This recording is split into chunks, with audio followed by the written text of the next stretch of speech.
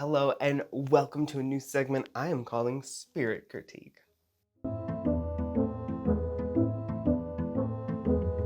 In the spirit of constructive criticism, we discuss folk magic, brujeria, and spiritual media of all kinds in order to unpack, understand, and get deeper into our own spiritualities. To that effect, if you have something you want me to critique, make sure you let me know in a comment down below. We're kicking off this series with a new book, The Modern Art of Brujeria by Florez. This is a fun beginner's guide to understanding brujeria and crafting a practice underneath this umbrella term. I always want to start these by humanizing the author or the artist behind the work. It takes years to develop enough knowledge to write a book like this, and even more so to write a book sensitively, and with enough nuance to not misdirect your readers. Florez is a diviner and metaphysical reader who facilitates spiritual connectivity and transformational empowerment through his myriad roles as a priest, lecturer, author, medicine maker, and activist. His work is inherently interdisciplinary and intersectional, bridging the fields of herbalism, ecology, divination, poetry, psychology, religious studies, gender and sexual studies, mixed media art, and perfumery. As quoted from his personal website, luflores.com. Link below. I think it's important to take the time to just praise the accomplishments of the author, just for a little bit. Lou's writing has the tone of a more universal spiritualist perspective, which makes sense when you take the time to read his full bio and see the vast number of practices that he studied and the very impressive titles he holds. Doing so highlights the greatness of the work in its subtlety. Each practice, be it Yoruba, Ifa, curanderismo, herbalism, spiritism, or witchcraft, serve as individual threads, which are then braided together to create a highly nuanced teaching. Lou's language makes a safe space for BIPOC and queer folk alike to engage with spirituality without it feeling like the subject matter is repulsive or whitewashed. The Modern Art of Brujeria is by far one of the best brujeria books I've read. Before we dive into the book itself, we need to dissect the term brujeria.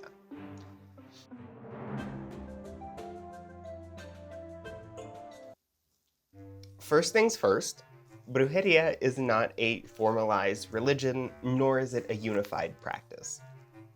Brujeria is best categorized, in my opinion, as an umbrella term for a multitude of spiritual practices. This makes discussing our individual practices more complicated.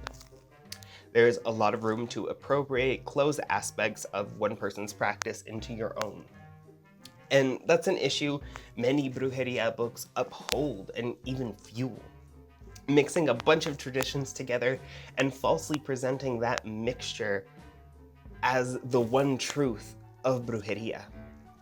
Like it's some secret art modeled after a mystery cult or something when it's not. Brujeria is not a single unified practice. There is no governing body, authoritative elders. Much of what is considered brujeria now is a repackaging of other ideas, be it Christian-based cosmology, indigenous knowledge of medicine, Wiccan correspondences, etc.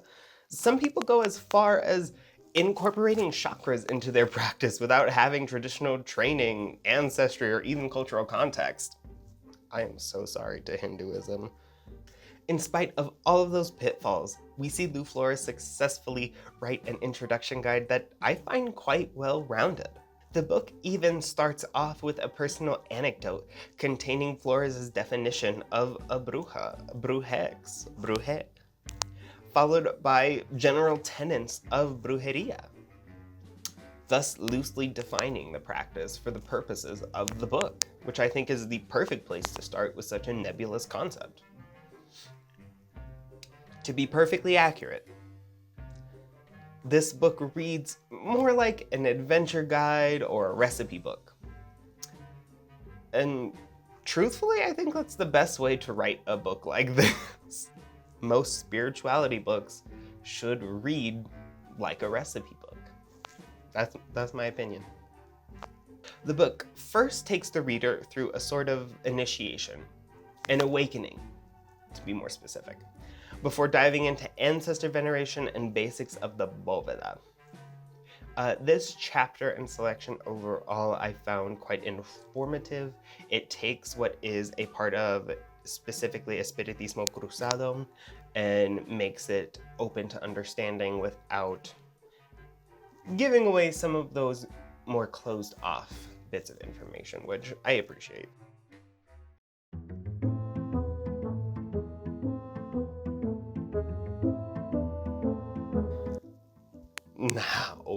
Now we hit our first snag. Personally, I cringe at flower color correspondences, wherever they are. It just seems very done, very been there, very we have a lot of other books that say this shit. The point comfortably launches us into the next chapter, discussing Florida water and spiritual colognes as a whole. I like that section the most, but I like it for odd reasons. I'm a champion of the belief that you cannot 100% replicate the original formula for Florida water. I think this book helps to prove my point. We're given a general recipe for Florida water in which Florez reveals the scent notes that he's found in Florida water and which botanicals best replicate that formula. He's very transparent that this mixture is 1, hard to craft, 2, the ingredients are difficult to source for most, and 3, it will never be the exact same scent as the original. The recipe calls for fresh citrus blossoms and parts of the citrus tree itself. Florez explains how the reader could go about hunting down an orchard and sourcing blossoms from diseased or weather-harmed trees, all the while implying very heavily how inherently involved the process would be. And I want to dive into that notion. For me, making that recipe for Florida water would be nigh impossible. Let's say I wanted to be that guy, and I wanted to 100% in complete accuracy, color, scent, smell, texture, everything, recreate Florida water, and I decided to use the recipe in Florez's book. I immediately run into issues. I live in Colorado in the US. We have a very dry and temperamental climate, making citrus production just not a viable industry here. This means that I'd either have to find a grower who conveniently grows the exact varieties of citrus plants that you would need, so happen to have some damaged flower buds, because the thing is, flowers on citrus trees are what produce fruit, so you can't just pluck them off and sell those individually, or you won't have any fruit, the actual thing you're trying to grow.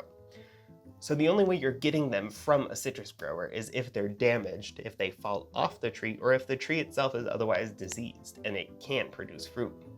To get those citrus blossoms, it's gonna cost a lot. It is going to be very expensive, and if I can't source them here, then I need them shipped from out of state. And fruit blossoms are an incredibly sensitive flower. Without great care and expense in shipping and everything else, they'd be destroyed by the shipping process. I could go on, but let me make this short. The cost of alcohol, essential oils, plant materials would be so much more expensive than just buying the Florida water. And on top of that, you can't even use the one that you make for 6 weeks. You need to do this and watch it for 6 weeks. My point, if you want Florida water, buy it. If you want to make your own spiritual cologne and call it Florida water, go ahead. Nobody can stop you. Just know they are not equivalents, chemically or spiritually, and that's okay.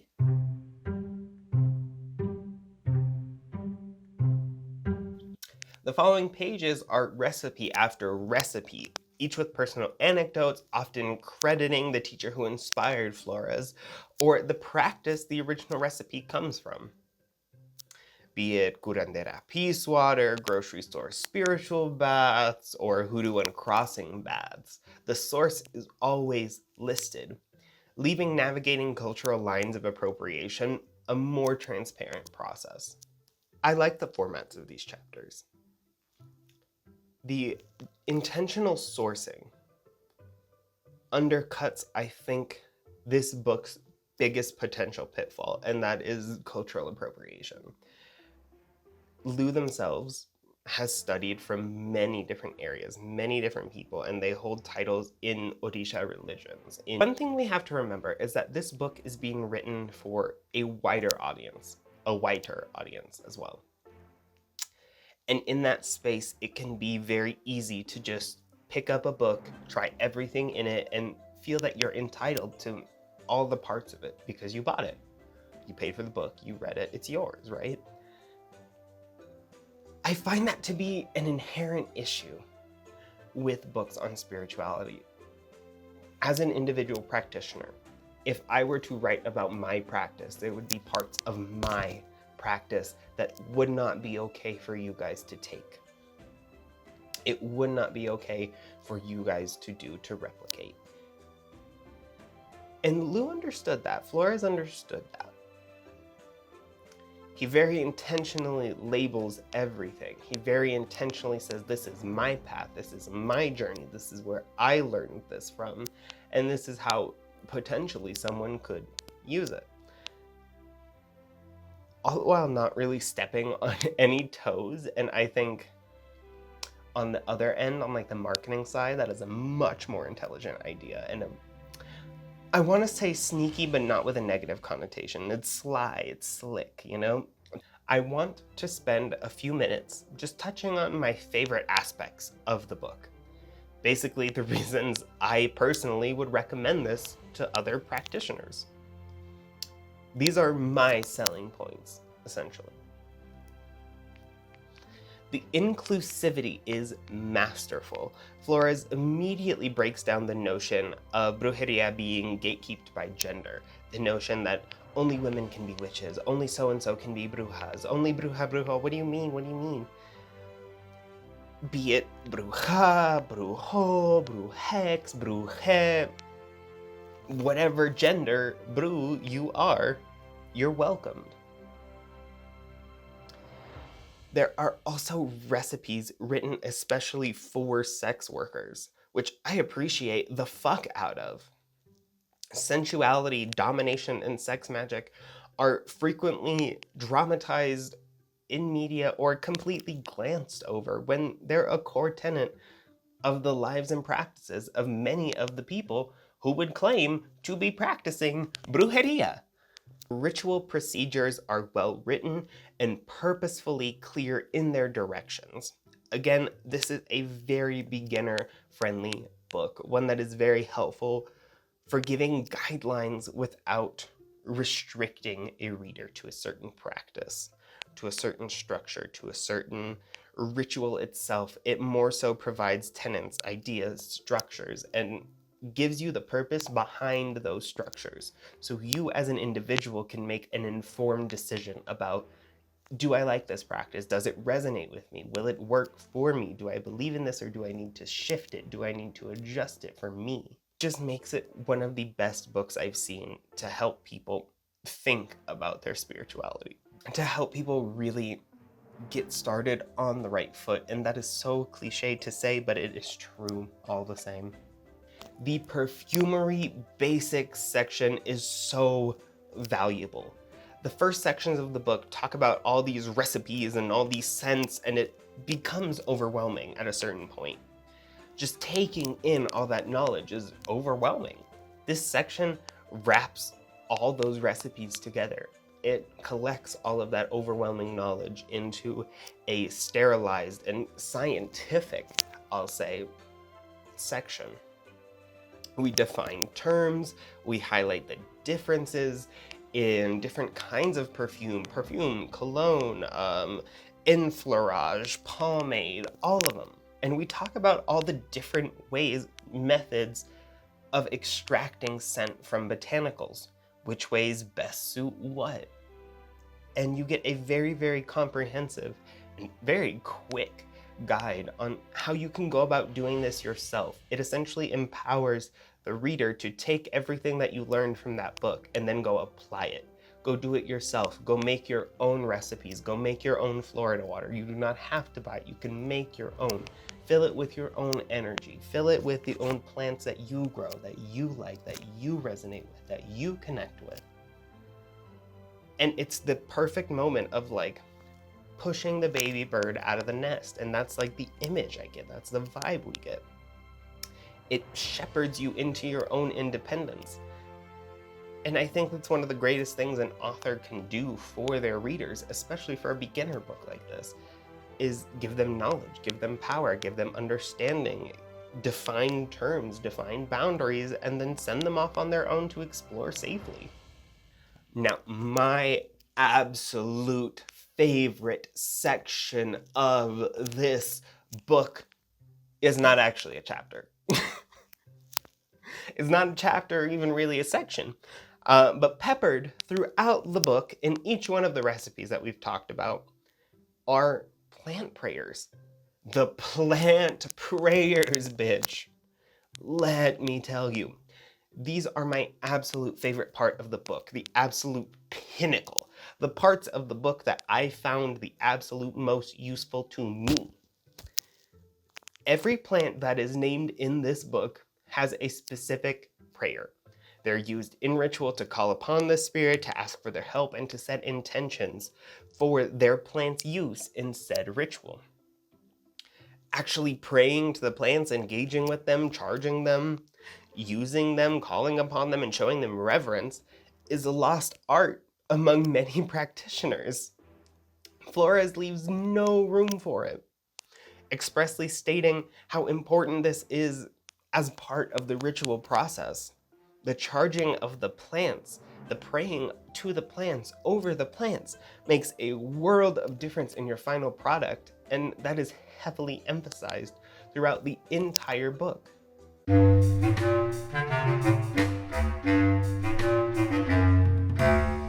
The Modern Art of Brujeria by Lou Florez is an enlightening journey of detangling the crisscross worlds of magic, science, and spirituality in order to better understand the influences each discipline has upon each other. From this awakened place, the reader has the opportunity to take these individual practices, these individual disciplines, and braid them together, creating their own unique and informed practice. I would recommend this book to anybody who is wanting to learn more about brujeria, what is and what isn't brujeria, how you define those terms for yourself, and those looking for a solid foundation to build off of, those who acknowledge the inherent intersectionality of disciplines like science, like perfumery, and how they play into our magic and spiritual practices. This is a very good book to start to unpack some of these very tangled up ideas and ideals and beliefs and practices.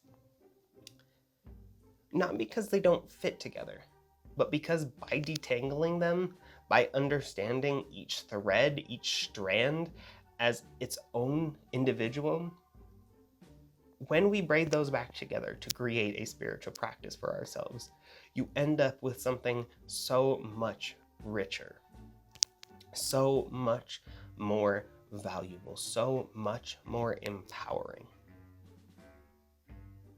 Books like this are not very common to come by.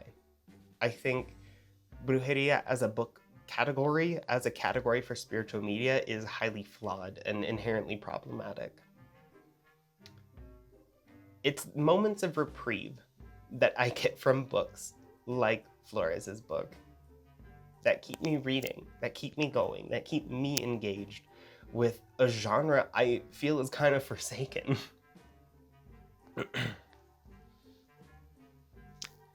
Thank you so much to everybody who stuck around this long. Thank you for watching my first episode of Spirit Critique. There is plenty more coming. I have had so much fun making this series.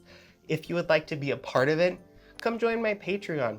You can vote on the next review I do. You can get unfiltered content, unfiltered criticisms.